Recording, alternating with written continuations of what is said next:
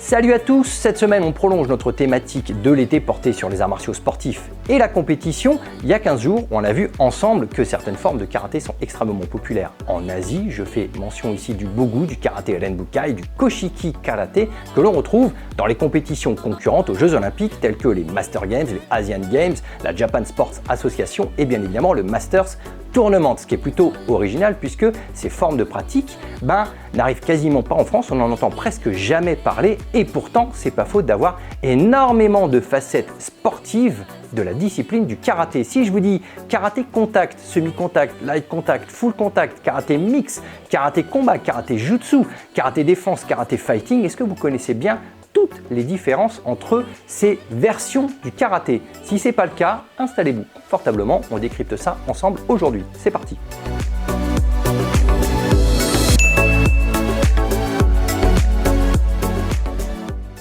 Alors ce serait idiot de réduire le karaté à une seule et unique forme de pratique à travers le monde parce que le karaté c'est culturel et ça dépend donc du pays dans lequel on va le pratiquer. On n'a pas les mêmes recherches, les mêmes engouements pour le combat que l'on soit aux États-Unis ou au Japon. On n'a pas la même façon de faire du karaté ici en France. Et bien évidemment, notre karaté de compétition, en tout cas combat, est surtout porté à travers la Fédération française de karaté par les règlements mondiaux qui permettent ce kumité de compétition à la touche, c'est-à-dire un peu comme une forme d'escrime où le contact n'est pas autorisé, je dirais même plus, il est sanctionné, on n'a pas le droit de faire mal aux pratiquants en face, ce n'est pas de la boxe, ce n'est pas du combat au KO, c'est totalement proscrit, ça va plutôt se porter sur des réflexes, de la réactivité, une forme de vivacité, de prise de décision, de ciblage, on va essayer de mettre l'accent sur toutes ces qualités-là et non pas sur la résistance, l'impact, la puissance, le KO, ce genre de choses. Mais en France, il existe aussi de nombreuses autres disciplines de karaté, aussi au sein de la Fédération française de karaté, qui permettent plus ou moins de contact et qui permettent aussi d'aller chercher le KO. C'est ce dont on va parler aujourd'hui parce que ça fait également partie du karaté de compétition. On peut même parfois y voir un petit lien avec les Koshiki karaté, les Renbukai dont on parlait il y a 15 jours et extrêmement populaires au Japon, et on va même y voir un lien avec le karaté combat qui est la ligue professionnelle organisée par des errats, on va dire c'est une sorte d'opus de l'UFC porté par des valeurs un peu plus traditionnelles et martiales, mais on y voit quand même une énorme différence entre ce que l'on pratique aux États-Unis, en France et en Asie. Donc en France, on a quelques facettes du discipline. La fédération a essayé de mettre l'accent pendant un petit moment. En tout cas, depuis moi que je fais de l'arbitrage, j'ai eu des responsables qui sont passés au karaté contact et qui essayent vraiment de porter ces valeurs le plus possible. Et donc, qu'est-ce que le karaté contact? Il y a plusieurs facettes au karaté contact. Déjà, on a le light contact et le semi-contact, où le KO est interdit.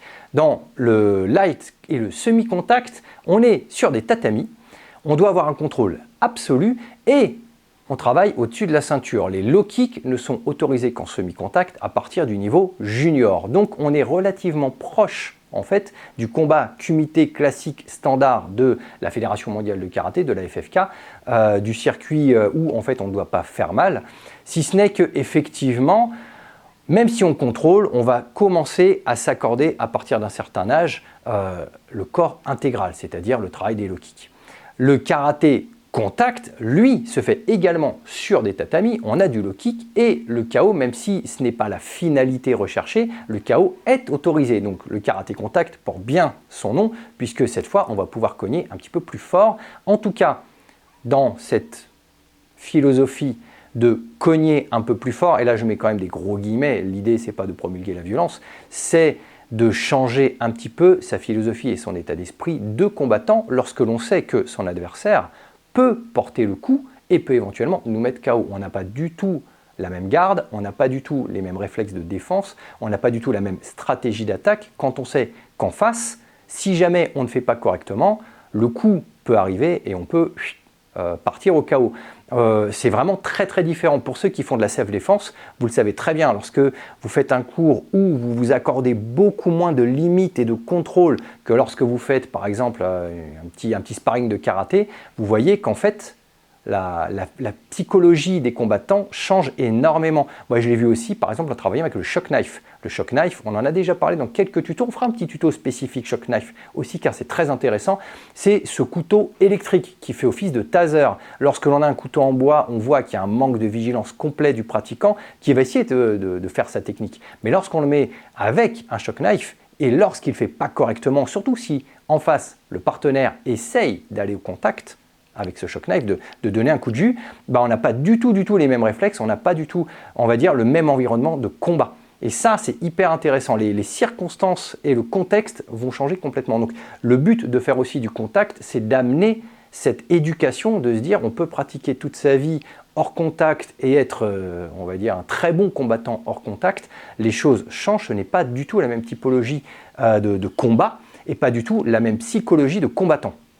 Donc, on a du karaté contact qui va amener ça. Et on a le karaté full contact, où là, on est, pour le coup, ça porte bien son nom, un full contact. On va commencer à basculer et s'éloigner carrément du karaté, puisqu'on n'est plus sur du tatami, on est sur du ring, on est sur des rounds, on peut faire jusqu'à 5 rounds de 2 minutes, donc il faut quand même une condition physique assez bonne quand même, et d'autant qu'il n'y a pas d'arrêt d'arbitre lorsqu'un coup est donné par rapport à du karaté de compétition classique. On le voit sur les championnats du monde, on a vu les magnifiques d'ailleurs combats au championnat olympique de Steven D'Acosta qui nous a vraiment pour le coup fait rêver dans ses performances. Lorsqu'un coup est porté, en tout cas, hop, l'arbitre arrête, il va donner les points et puis le combat reprend. Là, pour le coup, en karaté full contact, non, on n'a pas d'arrêt de l'arbitre au milieu du combat. Le combat continue et c'est à la fin qu'on a un vainqueur et un vaincu. Donc, on a aussi le modèle encore au-dessus on va dire, du côté combattant, avec le karaté mix, qui est extrêmement mis en avant en ce moment par la Fédération française de karaté. Alors, le karaté mix, on pourrait dire très vulgairement que c'est une forme de MMA sur tatami. Alors c'est assez vulgaire de le dire de cette façon-là, mais ce n'est pas complètement faux non plus. C'est marqué d'ailleurs sur le site de la Fédération française de karaté, c'est présenté de cette façon-là, que c'est une synthèse de toutes les disciplines proposées par la Fédération française de karaté. Ça veut dire que lorsqu'on va faire du karaté mix, que vous veniez du Krav Maga, que vous veniez des AMV, des arts martiaux vietnamiens, que vous veniez du karaté, l'idée c'est de mélanger un petit peu tout ça et d'y aller simplement à la cogne, en fait, de voir qui sera le plus vif, le plus résistant, le plus performant. On a le droit d'amener au sol, on a le droit de faire beaucoup de choses et en fait, lorsque l'on voit l'ère on va dire de combat, c'est pas uniquement des tatamis, c'est pas totalement un ring, c'est des tatamis entourés de boudins. Pour délimiter, je pense que c'est une forme d'espace très psychologique pour dire que on ne peut pas reculer, on ne peut pas fuir. C'est comme un mur, en fait, une sorte de mur symbolique qui est représenté par ces boudins. Donc ça, on est sur le karaté mix et on a donc du MMA avec un peu plus de règles. Pour le coup, c'est un petit peu plus cadré que le MMA, mais on est quand même dans une philosophie extrêmement libre puisque l'idée, c'est quand même qu'une discipline, qu'un kraviste, par exemple, affronte un karatéka et de voir lequel va le mieux s'en sortir. Toujours en montant d'un cran, on va passer cette fois du côté outre-Atlantique avec un énorme, on va dire, rouleau compresseur qu'est le karaté combat. C'est la ligue professionnelle américaine, comme je vous le disais tout à l'heure en intro. C'est une forme, on va dire, des rats d'UFC, d'Ultimate Fighting. Voilà, on est dans cette notion de surpopulariser, de marketer un produit qui est ultra bien packagé avec des ventes de billets en ligne, des diffusions à l'international, avec des applications, avec des ratios sur tous les combattants, avec des matchs qui se font dans des envergures absolument incroyables. L'an prochain, ce sera à Dubaï, donc on peut déjà commencer à réserver ses places. C'est vraiment un énorme rouleau compresseur présenté comme justement une forme d'UFC. Et d'ailleurs, il y a beaucoup de pratiquants qui vont faire du karaté combat qui ne sont absolument pas des pratiquants de karaté. Alors il y en a, bien évidemment. On a notre multiple champion du monde, Raphaël Agaïev, qui s'y teste et qui est d'ailleurs fait partie on va dire des fighters les plus mis en avant par le karaté combat. Mais on avait aussi notre Français Kenji Grillon, par exemple, qui a été. Donc c'est assez intéressant de voir une nouvelle forme de karaté. Alors oui, alors je peux vous montrer que des photos puisque les vidéos seront strikées par YouTube, bien évidemment. Mais vous pouvez sur YouTube en trouver extrêmement facilement. Les combats sont pour le coup plutôt intéressant. On est dans des formes de MMA, on est dans des formes d'UFC, on est dans un combat qui est très libre avec une fosse, donc c'est un tatami qui n'est pas surélevé mais qui est sous-élevé, donc c'est aussi très intéressant en termes d'image de voir ça, et on est, comme je vous le disais, sur une ligue professionnelle. Ludovic Mochien, dans un de ses cas, alors Ludovic Mochien, je fais une petite parenthèse pour ceux qui ne le connaissent pas, c'est l'ancien rédacteur en chef de Karaté Bushido, un ami avec lequel j'ai travaillé et j'ai voyagé pas mal de fois. J'avais été en Bulgarie par exemple avec lui, voir Velina Jolov, on avait fait des reportages, des sujets dessus, et donc il est désormais sur un site qui s'appelle K, comme ça, où je vous le mets ici, et il fait, voilà, il continue sa passion pour les arts martiaux et le karaté, il fait d'excellents articles, je vous conseille vivement de lire tout ce qu'il peut faire, de suivre un petit peu ce qu'il peut vous rapporter, et il parlait justement du karaté combat, en indiquant que les combats, pour le coup, c'est payé, c'est pas juste des championnats, on est vraiment sur une ligue professionnelle, on est là pour faire le show, vous faites un combat, c'est payé 5 000 $, vous faites un KO, vous êtes payé 17 000 $. Donc, si on prend un petit peu de recul par rapport à ça, on revient d'un point de vue fédéral. Si vous cherchez à la rentrée là, des disciplines de karaté à pratiquer, vous allez tomber sur le karaté jutsu. Donc là, c'est assez intéressant, c'est que à la fois c'est très précis et c'est très brouillon. La Fédération française de karaté, qui est quand même la référence nationale dans la pratique du karaté, en tout cas en termes de structure, puisque c'est la structure fédérale homologuée qui a l'agrément ministériel, elle indique sur son site, lorsque vous faites karaté, qu'il existe deux formes principales de karaté en France, le karaté-do et le karaté jutsu.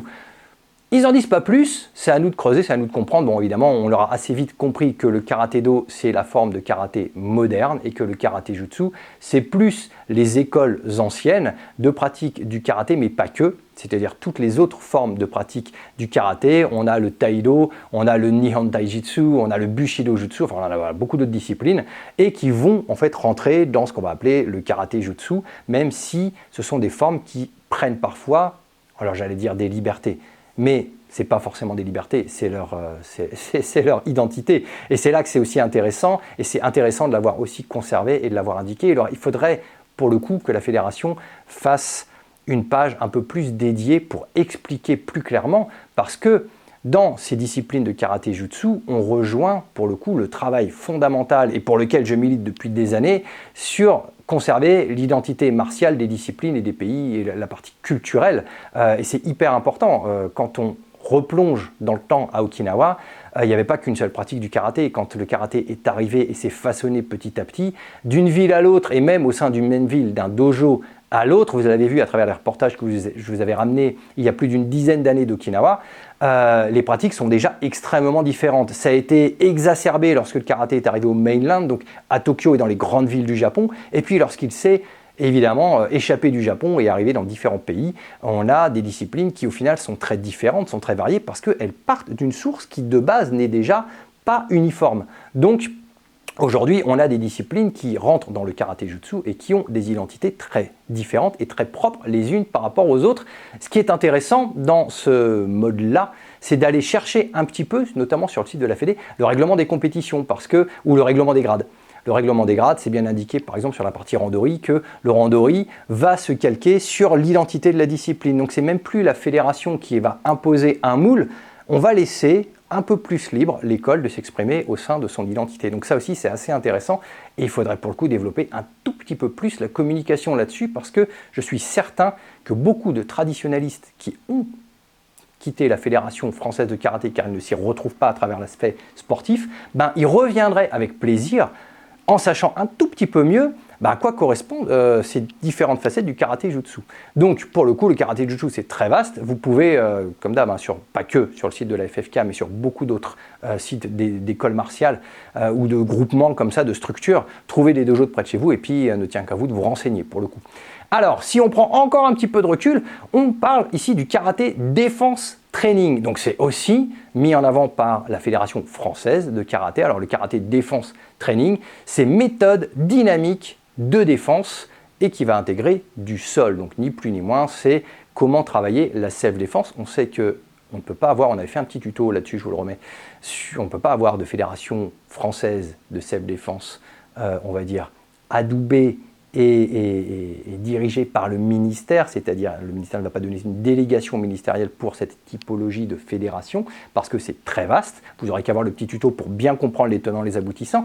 Mais donc, aujourd'hui, quand vous faites du Pencak Silat, vous pouvez ouvrir un dojo avec marqué self-défense, faites du Krav Maga, vous pouvez ouvrir un dojo avec marqué self-défense, faites du karaté, vous pouvez ouvrir un dojo avec marqué self-défense, c'est très très vaste, c'est très libre. Donc la fédération tente de contrôler un petit peu les choses avec du karaté défense, mais même si le programme reste assez porté sur la dynamique, il manque aussi un petit peu de structure pour uniformiser les choses. Mais c'est normal parce que la self-défense vient beaucoup de l'identité des professeurs et des pratiquants, l'identité des disciplines à travers lesquelles elles se sont vues naître, c'est-à-dire le craviste ou le gars qui fait du Pencak Silat ou des AMV ou des disciplines chinoises ou japonaises.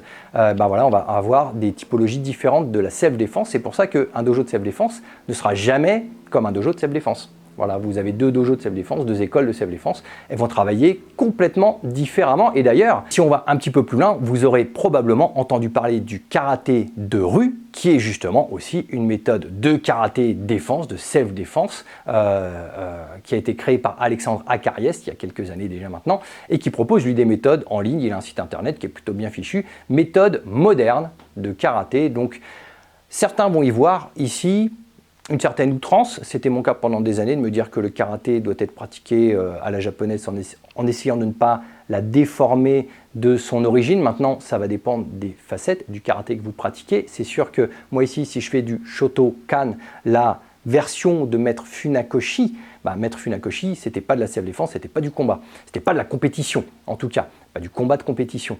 Donc, je vais être outré de voir une facette du Shotokan sortie de son propos pour devenir autre chose. Je me dis, voilà, si je veux faire un karaté qui ressemble à du Krav Maga, autant que j'aille faire du Krav Maga. Je n'ai pas besoin de transformer mon karaté. Cela dit, il y a tellement, comme je vous disais, même depuis Okinawa, d'identité, de dojo, de façon de pratiquer. Il y a des karatés qui sont plus portés sur l'individuel, le kata, d'autres sur le travail par deux, d'autres sur le renforcement. On a vu avec l'Uechi-Ryu, c'est le corps, le corps, le corps. Et puis d'autres portés au contraire sur complètement autre chose, une philosophie ou une culture ou une histoire qui n'a rien à voir. Donc forcément, vu qu'il en faut pour tout le monde, dans le lot, on aura forcément, à travers un karaté défense ou un karaté défense training ou un karaté de rue, une pratique qui sera similaire à ce qu'on pouvait trouver en Asie il y a même quelques années, même si aujourd'hui on a injecté un petit peu des disciplines modernes.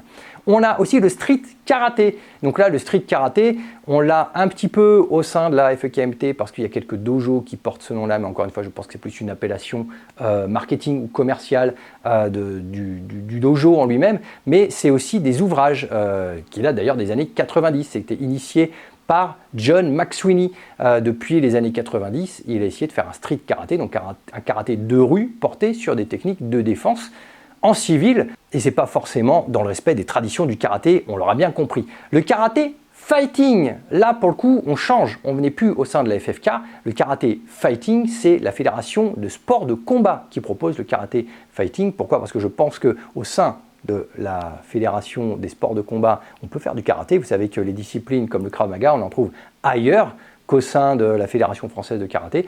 Le karaté, c'est pareil, il y a de la JK d'un côté. On peut la faire aussi au sein d'autres fédérations, même si pour passer des grades et être reconnu d'État, il faut être au sein de la FFK, puisque c'est la seule fédération qui est délégataire pour cela.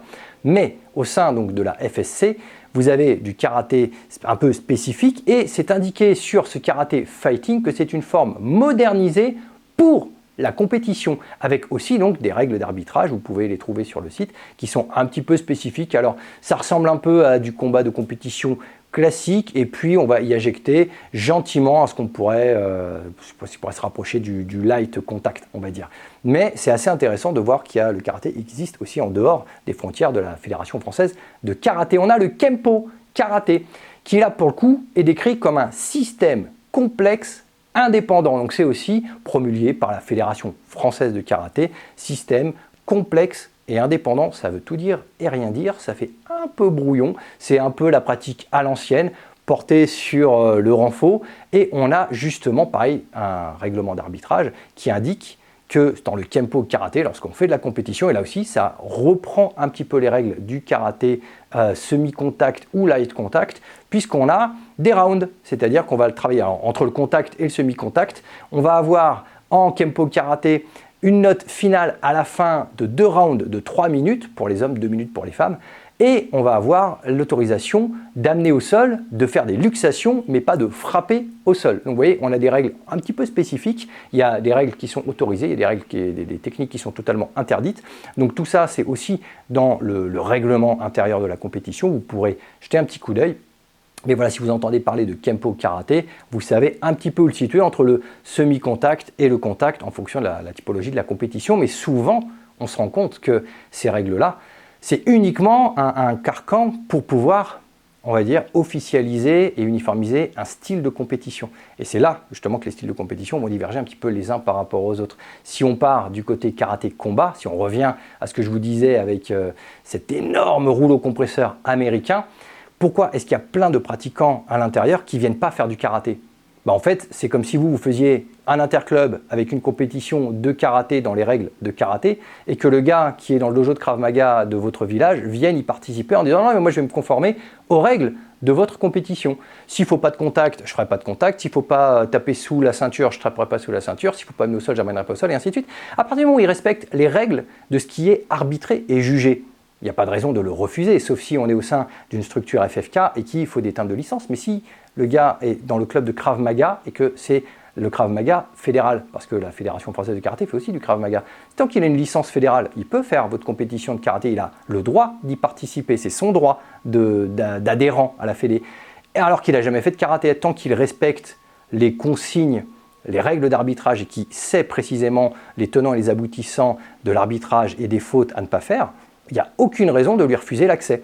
Donc le karaté combat, c'est un petit peu ça. On ouvre à tout le monde. Il y a des pratiquants de boxe, il y a des pratiquants de Muay Thai, il y a des pratiquants de MMA qui viennent s'affronter, pas que de karaté. Et c'est là, tant qu'ils respectent les règles, alors c'est des règles privées, hein, on l'a vu il y a 15 jours, le principe des structures privées, même comme les Master Games, comme la Japan Sport Association, c'est souvent des règles privées, alors pas tout le temps pour les Master Games pour le coup, mais sur la Japan Sport Association et les Masters Tournament sont des règles hors fédération, comme le karaté combat. C'est pas la Fédération française de karaté qui vient mettre son nez là-dedans, hein, ou la Fédération mondiale de karaté, ce sont des règles privées.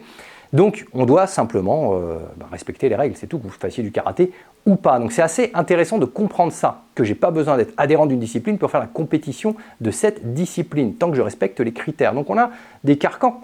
Tant que vous êtes combattant, vous pouvez très bien faire du full contact et aller faire du semi-contact, ensuite en compétition. Donc on a fait un petit tour d'horizon, karaté jutsu, karaté défense, karaté training, fighting, Kempo karaté, street karaté, karaté de rue, et on va terminer bien sûr par un karaté qui pour le coup a un peu moins de contact, mais qui est proposé par la Fédération française de karaté et qui fait faire aussi des compétitions, c'est le body karaté. Alors si vous ne le connaissez pas, je vous conseille activement de vous pencher dessus, parce que je connais les anciens qui vont un peu sourire en disant « ouais, il n'y a pas de contact, c'est pas intéressant ». Essayez pour voir. Je vous garantis, mais je connais un petit peu Laurence Belretti, on a fait des masterclass ensemble, notamment en Martinique. C'est une folle furieuse de sa discipline, elle la porte avec cœur, avec passion, elle fait des événements incroyables à travers la France, à travers le monde. Pour le coup, suivre une séance de body karaté, c'est pas donné à tout le monde car c'est quand même extraordinairement physique. Et là, pour le coup, quand le karaté contact explique que lorsqu'on a 5 rounds de 2 minutes à faire, il faut avoir une condition physique et un cardio très intense, ça peut être justement valable de faire, pourquoi pas, de se tester à un petit cours de body karaté, parce que vous allez voir que faire 1 heure de body karaté, c'est pas donné à tout le monde non plus. On a une forme martiale dans la gestuelle, on a de la musique, on a différents tempos de battements par minute et on a donc des actions à faire, on a des choses à tenir, on a un ensemble à gérer, on a une cohérence d'équipe à la fois chorégraphie mais aussi d'ensemble, c'est-à-dire de synchronisation, et on a donc des championnats et on a des coupes, championnat de France, coupe de France de body karaté. Vous pouvez voir des images aussi qui peuvent apparaître sur YouTube, la fédération vous en parle également, donc ça vous permet de vous familiariser avec aussi une autre forme de karaté et pourquoi pas au sein de votre club. Si vous faisiez que, on va dire, un karaté traditionnel, bah vous dire ok, je peux faire un peu de compète, mais je peux aussi amener du karaté contact, je peux aussi amener du body karaté, je peux aussi me former sur beaucoup d'autres choses et me rendre un petit peu curieux. Alors voilà, aujourd'hui c'était véritablement un tuto sur quelle est cette jungle qui nous entoure concernant le karaté, parce qu'au début il y a quand même énormément de styles et on n'a pas parlé des voies. On n'a pas parlé des écoles, on n'est pas là en train de comparer le Goju, le Shito, le Wado et ainsi de suite. Là, on a juste parlé des structures fédérales principalement liées à la compétition. Donc, c'est assez intéressant de voir que le karaté vit sous plusieurs formes et sur plusieurs facettes et bien sûr, principalement sur des identités culturelles qui sont liées aux pays dans lesquels il est pratiqué. Allez, c'est tout pour cette semaine, portez-vous bien, ciao!